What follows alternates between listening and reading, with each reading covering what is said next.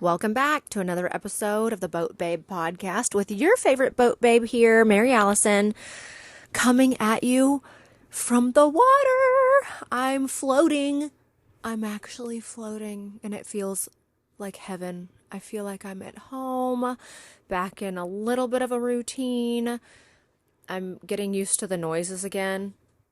As you can probably hear, some of my not my stanchions, my halyards are banging up against my mast. I've got to get some new bungees to secure those away from the mast so I don't bother all my boat neighbors during storms and wake myself up at 2 a.m. But I miss that.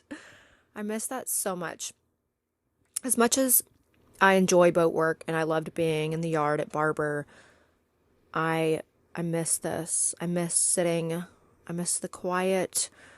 I'm super fortunate because we have a routine of dolphin families that come and fish and hunt for fish, I guess, in the middle of the night and in the morning and at night, right off the stern of our boat. And so I will wake up with dolphins hitting the boat, chasing fish. And that's what will wake me up in the morning. It's literally paradise.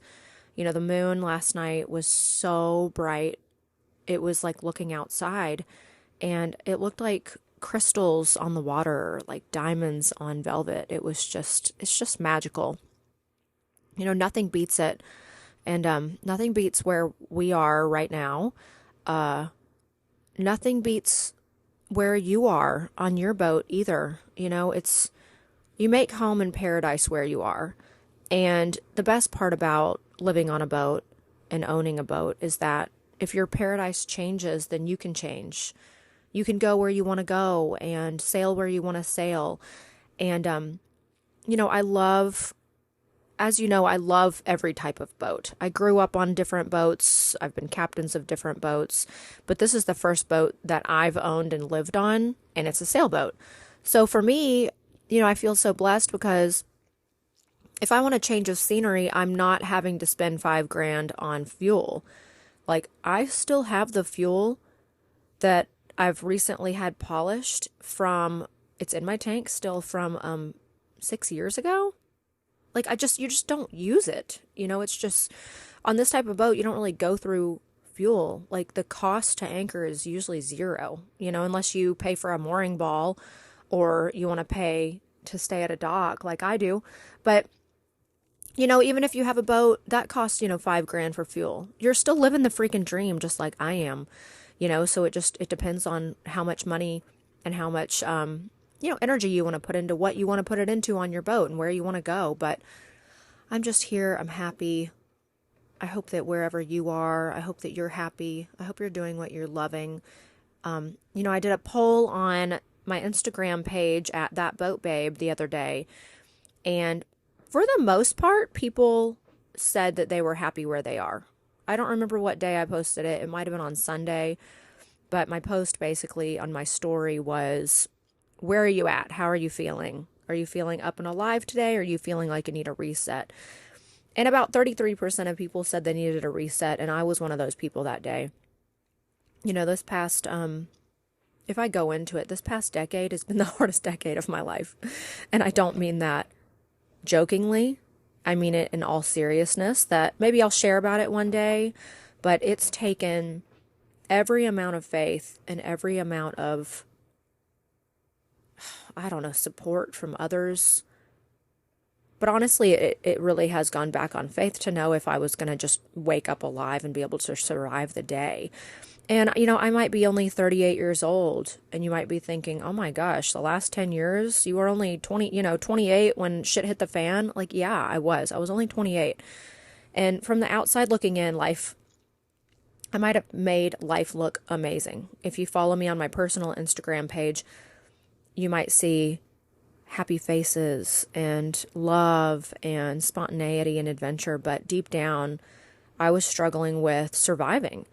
And in that, failure and shame and guilt and confusion, in all of those feelings, I magically was able to manifest peace and self-acceptance and the dream that I've always carried of living on a sailboat.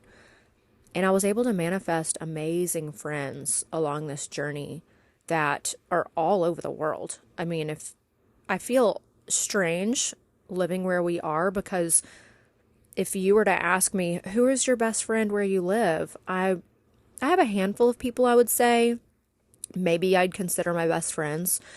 They look all different. They all come in different shapes and sizes and background histories. But truly, my best friends are all over the world. The experiences that I've been able to have. I mean, I've got a best friend, Jody. She's on Instagram at Where the Coconuts Grow, and she's one of my best friends, and she lives in St. Thomas. You know, I've got Christina and Brody out in Santa Barbara who are my best friends, and they're huge in real estate, and they've just grown with me along the way. Gabby from Santa Barbara now lives in Kauai in Hawaii. You know, and so what I've learned is home is where I put my head and where I put my boat. You know, if friends come from all walks of life all over the world, and through this past decade, I've learned to hang on to those friendships really close and hang on to these hopes and dreams that have fallen in my lap, you know, just based on manifesting them. You know, I hang on to the things that make me feel alive, because sometimes we do go through really hard times. You know, I know how easy it is to get stuck in a job or a career, you know, or a relationship. Those are the biggest things that I feel like hinder growth in people. I don't necessarily mean like you can't grow and learn from when you get stuck, because that's a lot of times like the starting point to trampoline and jump off, you know, and grow. But it's so easy to get stuck in the quote American dream, the 9 to 5, the salary, the marriage, the commitments.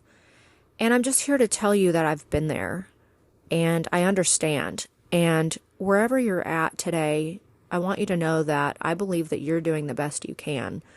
I believe that if you're sitting on a sailboat, sipping coffee, living the dream, and you're alone, I'm here with you. And I get it. And I'm proud of you for where you are. If you're sitting in an office or you're driving your car on the 405 pissed off because you're in traffic, I'm here with you and I understand and I get it. I get where you're at. I'm here. And I feel the frustration because I've felt it before. The feeling of being stuck is just, it's heartbreaking, because that's the feeling. I know for me, when I feel stuck, I'm not on the right path, and I have to take some time alone to get back on the right path. You know, if you're in search of a sailboat, God, I've been there. I hear you and I see you and I'm right there. And I want you to enjoy that adventure, because that's part of the adventure. Whether you feel it or not right now, but just getting on your phone or on your computer and looking up, you know, Edwards Yacht Sales, which is where I found my boat, or Sunshine Yacht Sales. I think that's what her business is called. Melanie Sunshine Neal has an amazing, she's got a lot of really great boats. Her knowledge is incredible. Go check her out. Just Google her, Sunshine Yacht Sales, out of St. Augustine. But if you're sitting there, you've started that journey already. Don't feel like you're missing out. Like, you're on that journey, and it's just the adventure that's like right in front of you that's so exciting. Because if we allow our intuition to come out, if we take that time to be silent, if we maybe just put our foot down and say, hey, I'm not going to share my hopes and dreams with my friends yet. I'm not going to share it with my family. You might not even be able to, you know, share it with your spouse. But if you can just sit there and start really mapping out what you want, then you're going to be with me, sitting on the boat, enjoying the sounds of the water and the animals around, you know, enjoying the moon coming up at night and the gorgeous lightning storms off the coast. You know, we're going to be sharing an anchorage together one day, and I can't wait. I can't wait to meet you. But this episode is actually supposed to be about Varnish. but I had to just bring in some life into it because that's just where I'm at today. And I just wanted to share it with you. And I just wanted to tell you how much I love you and I appreciate you. And I really, really believe that, if you're here listening to this podcast today, then you're like me. We're one, I promise. You're on a great path. But let's talk about varnish. Um, and if you're in the market to buy a boat, like I was, there are two different types of boats when it comes to teak and wood and varnish or no varnish. And it is boats with wood on the outside. I'm not talking about downstairs. And boats without it.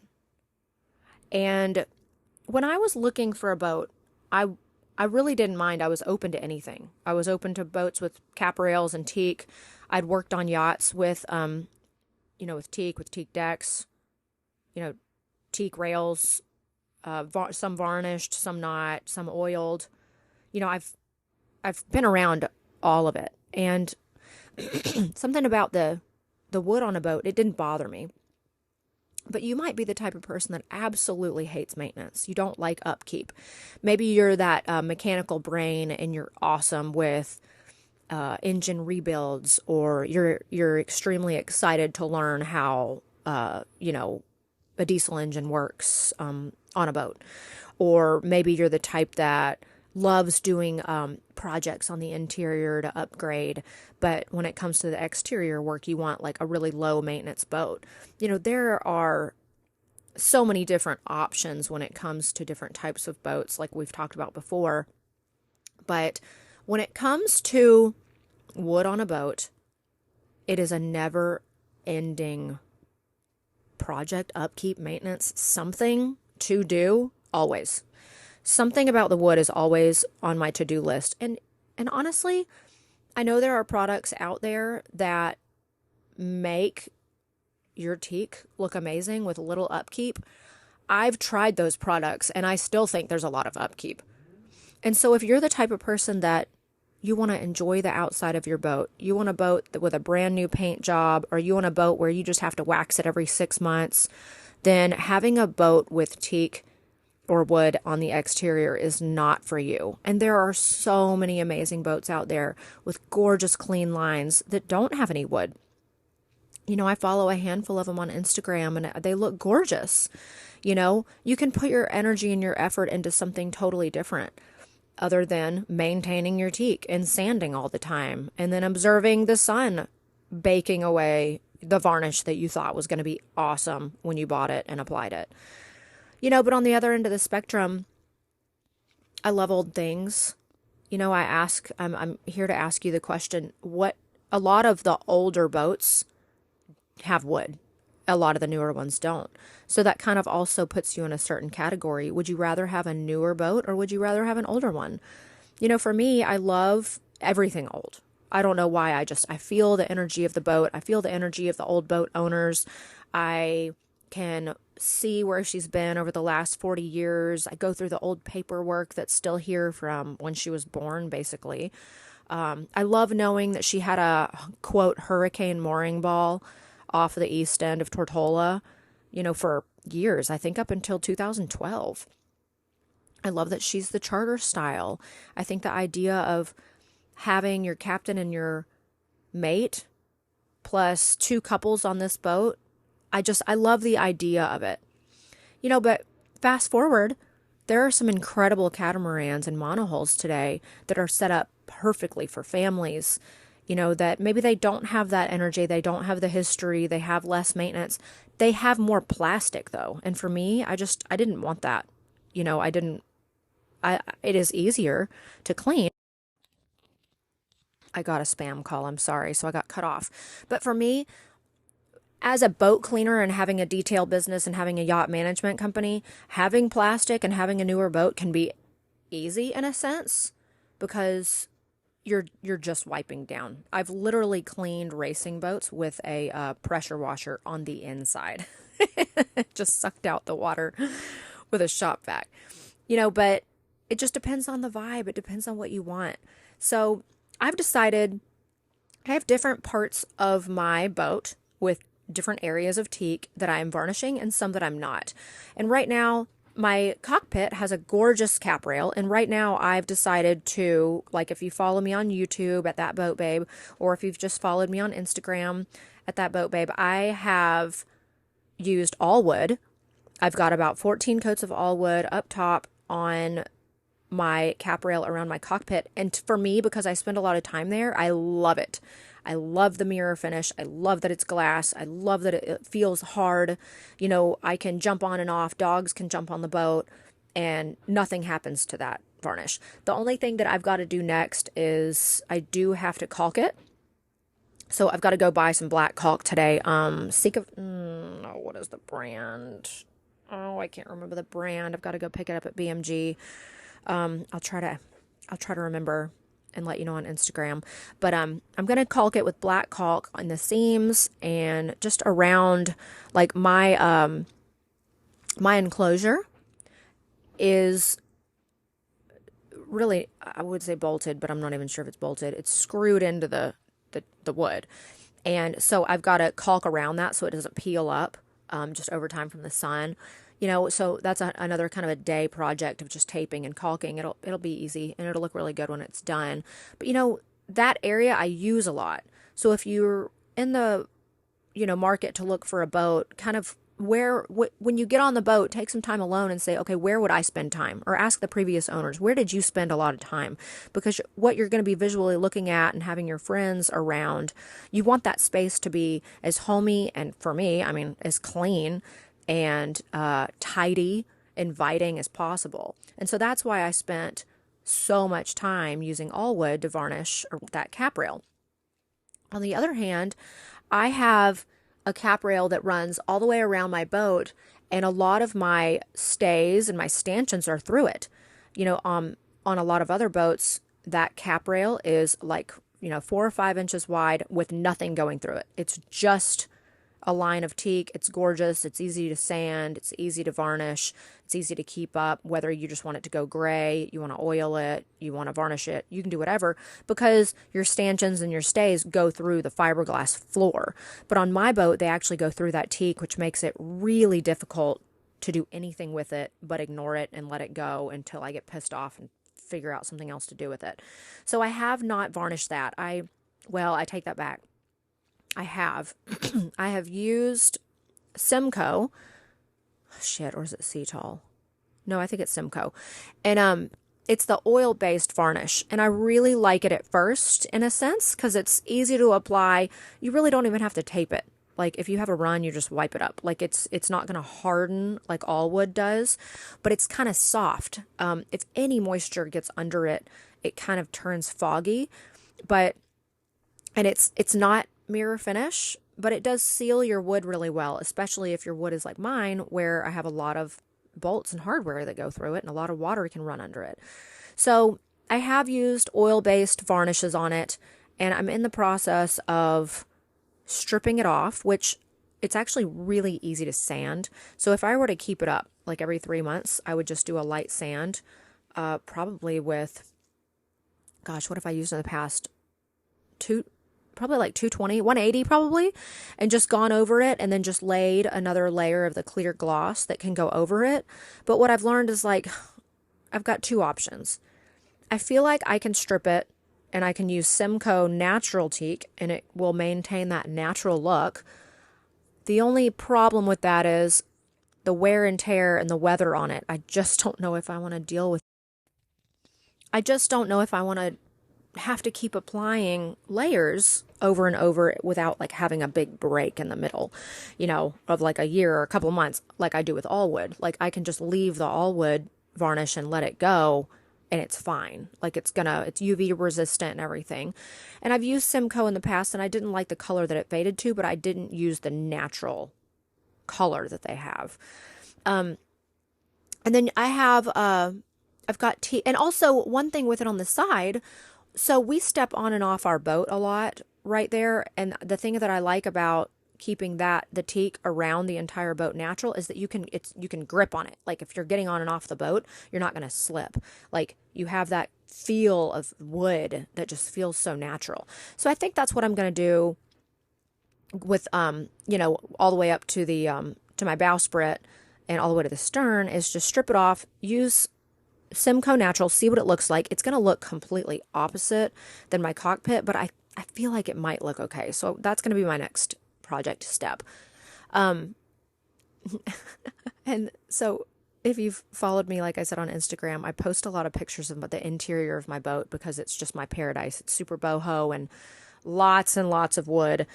But I'm staring at the entrance to downstairs, like the hatch, and you can tell where the sun is just baked that wood, and it's got a lot of character. It's definitely been it's a used space.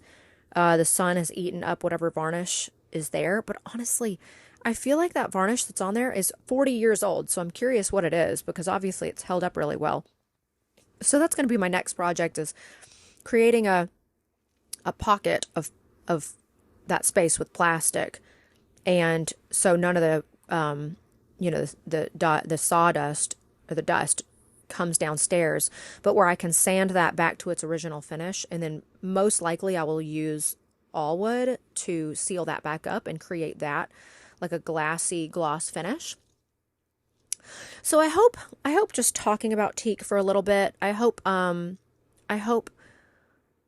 awakening or opening your awareness to the idea that when you do buy a boat, let's say you fall in love with it and it does have wood, you know, I hope just talking about it helps you get an idea of what you're gonna be in for when you do buy a boat, because having teak on the outside is a huge upkeep. And if you've got the money to pay somebody to varnish it, do it.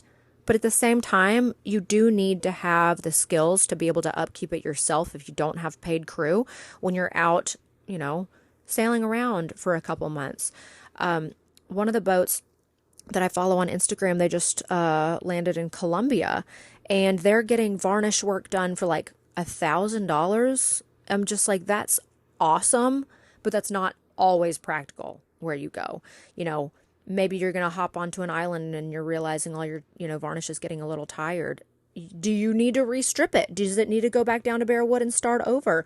There's so many different options when it comes to varnish, and all wood is the one that I suggest because I've used a handful of other ones and they just don't hold up to the UV, like to the sun that I have, that where we live, like baking on the boat, and the extreme cold. So where we are, it gets, 105 in the summers, and then in the winters it goes down to 22 sometimes at night. And so it's just I need something super strong if I am going to use varnish. And that's why I think I might just debate on letting my teak not necessarily go gray, but sealing it with some kind of a sealer and just seeing what that, kind of upkeep looks like again.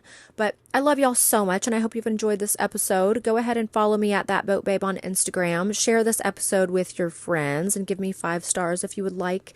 And I hope you have a wonderful rest of the day, and I will talk to you next week. Okay, bye.